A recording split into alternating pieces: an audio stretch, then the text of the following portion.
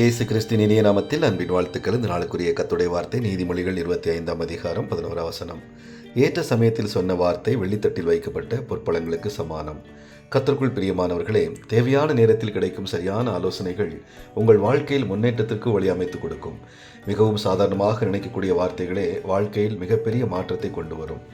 எனவே உங்களுக்கு கொடுக்கப்படும் ஆலோசனையை ஒருபோதும் தள்ளிவிடாதீர்கள். உங்கள் வாழ்க்கையில் உயர்வுக்காக கர்த்தர் உங்களுக்காய் கொடுக்கும் ஆலோசனையின் வார்த்தையை பெற்று அதன்படியாக நீங்கள் செயல்படும் போது அது உங்கள் வாழ்க்கையில் மிகுந்த நன்மைகளை கொண்டு வரும்.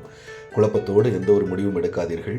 குழப்பமான சூழ்நிலைகள் வரும்போது அதை தேவனுடைய கரத்திலே கொடுத்துவிட்டு நீங்கள் அமைதியாக காத்திருங்கள்.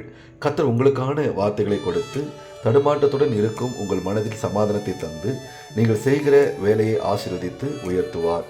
இந்த நாள் உங்களுக்கு ஆசீர்வாதமான நாளாயிருக்கும். கர்த்தர் தாமே உங்களை ஆசீர்வதிப்பாராக. ஆமென்.